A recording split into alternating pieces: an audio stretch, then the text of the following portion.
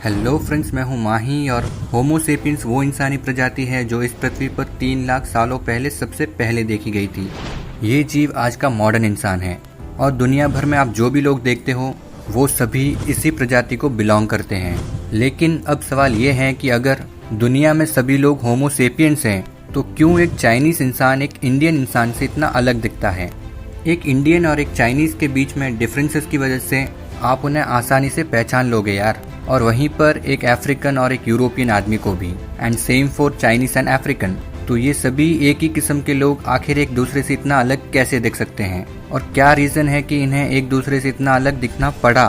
क्या राज है इंडियंस के टैंड स्किन का, या फिर चाइनीज की छोटी आंखों का और यूरोपियंस के गोरे चमड़े और सुनहरे बालों का। ये सभी कुछ आप इस वीडियो में आज जानने वाले हो, और इस वीडियो के अंत तक आप इंसानी इतिहास के बारे में बहुत कुछ जान लोगे जो आपको नहीं पता।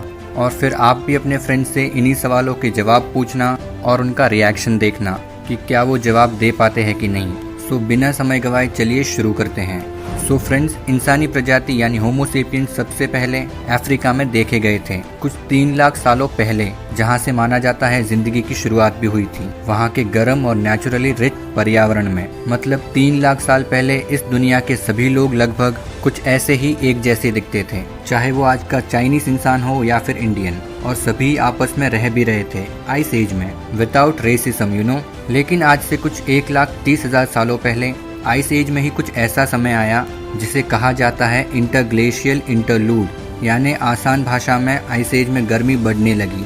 उससे हुआ ये कि अफ्रीका से बाहर जाने के बर्फ से जमे रास्ते पिघलने लगे और बड़ी तादादों में इंसानों का माइग्रेशन होने लगा, यानी वो दूसरे घर की तलाश में अफ्रीका छोड़कर निकलने लगे। और फिर वो धीरे धीरे लेवेंटीन रीजन जैसे आज के modern Israel, Jordan, Syria, Turkey etcetera में स्प्रेड होने लगे, जहां से फिर कुछ इंसान आने वाले हजारों सालों में यूरोप की तरफ निकलेंगे और कुछ एशिया की तरफ। 40,000 सालों पहले तक होमो सेपियंस इंडिया और चाइना तक फैल चुके थे, और फिर सालों साल अपनी नई जमीनें और पर्यावरण में रहने के बाद इंसानों में 4 मेजर ह्यूमन रेसेस का जन्म हुआ। जो लोग यूरोप चले गए थे माइग्रेशन के वक्त, वो लोगों को आज कॉकेशियन कहलाया जाता है, और जो लोग अफ्रीका में रहे थे वो लोगों को नीग्रोइड रेस का कहा जाता है। उसी तरह जो लोग साउथ ईस्ट एशिया चले गए वो मंगोलोइड रेस के हैं, और जो ऑस्ट्रेलिया और पोलिनेशिया जैसे सदर्न आइलैंड्स के ओरिजिनल लोग हैं वो ऑस्ट्रेलिजॉइड रेस के हैं। सो फ्रेंड्स, बहुत जान लिया हमने इतिहास के बारे में। अब सवाल ये है कि ये इतने सारे लोग आपस में इतने अलग क्यों दिखते हैं,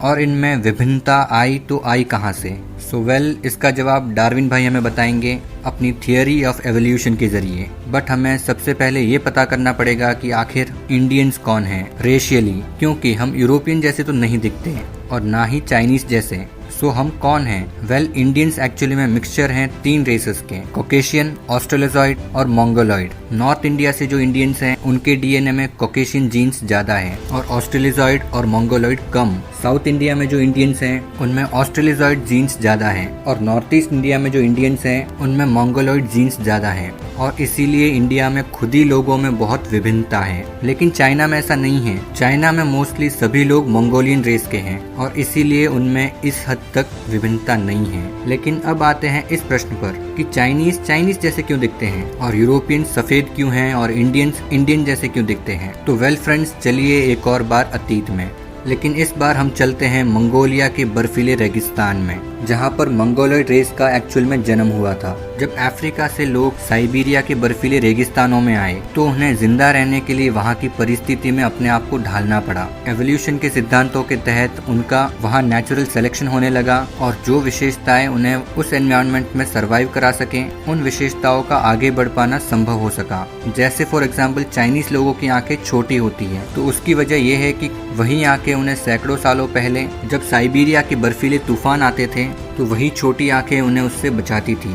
इसके अलावा क्योंकि बर्फ 90% रोशनी को रिफ्लेक्ट करता है, तो आंखों को अल्ट्रावायलेट रेसेस से बचा पाने का काम छोटी आंखें ही सबसे बेहतर करेगी। एक्सट्रीम ठंड में शरीर से ज्यादा हीट ना लूज हो, इसीलिए मंगोलॉइड फेशियल फीचर ज्यादा फ्लैट होने लगे, और उनमें फेस फैट की भी मात्रा दूसरे रेसेस के मुकाबले ज्यादा होने लगी। चपटे फेशियल फीचर्स बर्फीले मीट को क्रंच कर पाने में बहुत ही ज्यादा मदद करते थे, और चाइनीज लोगों की आंख में एक्स्ट्रा फैट ठंड से पैडिंग देने के लिए होता है। और इसीलिए वहाँ मोस्ट ऑफ लोगों के पास सिंगल आईलिड यानी मोनोलिड्स होते हैं। यही मोनोलिड्स एक्सट्रीम ठंड की वजह से कुछ नॉर्वे और स्वीडन के लोगों में भी है और एस्किमोस में भी पाए जाते हैं। और वही फ्रेंड्स दूसरी तरफ इंडियंस जेनेटिकली मोस्टली कॉकेशियन हैं, यानी हमारे फेशियल फीचर्स यूरोपियन से ज्यादा मिलते हैं एज कम्पेयर टू चाइनीज या फिर अफ्रीकन। पर अब सवाल ये है कि यूरोपियंस अनलाइक इंडियंस इतने सफेद कैसे हो पाए? तो इसका जवाब भी है एवोल्यूशन। एवोल्यूशन थियरी डिटेल में कैसे काम करती है, अगर आप ये जानना चाहते हो तो इस वीडियो के बाद ऊपर आई बटन में दबा देना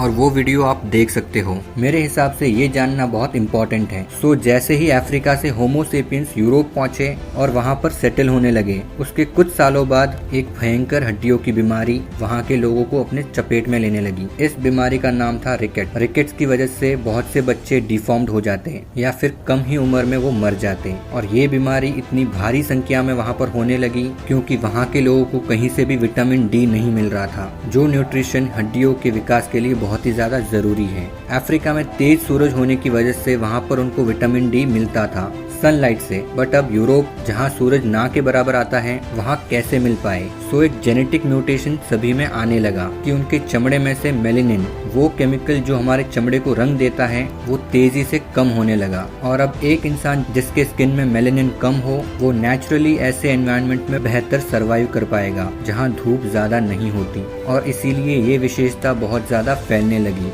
वहाँ के लोगों में और कुछ ही सदियों में वहाँ के लोगों का रंग सफेद हो गया। ये वही म्यूटेशन की वजह से था जो यूरोपियंस में बहुत सालों पहले आई थी। और इसी तरह अफ्रीका में तेज सूरज की रोशनी से बचने की वजह से नेचुरली वहाँ के लोगों की चमड़ी में मेलेनिन की मात्रा का ज्यादा होना जरूरी है। मेलेनिन 99% सूरज की रेडिएशंस को अब्सॉर्ब कर लेता है और हमें स्किन कैंसर होने के खतरे से बचाता है। और इसीलिए फ्रेंड्स, अगर एक यूरोपियन को अफ्रीका भेजा जाए और तेज धूप में खड़ा कर दिया जाए तो उनका स्किन बहुत जल्द बर्न हो जाएगा, जिससे स्किन कैंसर की संभावना बढ़ जाती है। यही प्रॉब्लम्स आज फेस कर रहे हैं ऑस्ट्रेलियंस, जो वैसे तो मोस्टली यूरोपियंस हैं, लेकिन वो एकदम से माइग्रेट हो गए एक ऐसी जगह पे जहाँ सूरज की रोशनी बहुत स्ट्रॉन्ग है। और इसीलिए आज ऑस्ट्रेलिया में स्किन कैंसर के पेशेंट्स बहुत ज्यादा हैं। इंडिया में भी हमारा स्किन कलर ब्राउन है, बिल्कुल इसी वजह से, क्योंकि यहाँ पर सनलाइट स्ट्रॉन्ग है और मेलेनिन हमें इससे बचाता है और यही मेलेनिन हमें ब्राउन कलर भी देता है। पर फ्रेंड्स, हमें ये फैक्ट को अप्रिशिएट करना चाहिए कि हमारी इंसानी प्रजाति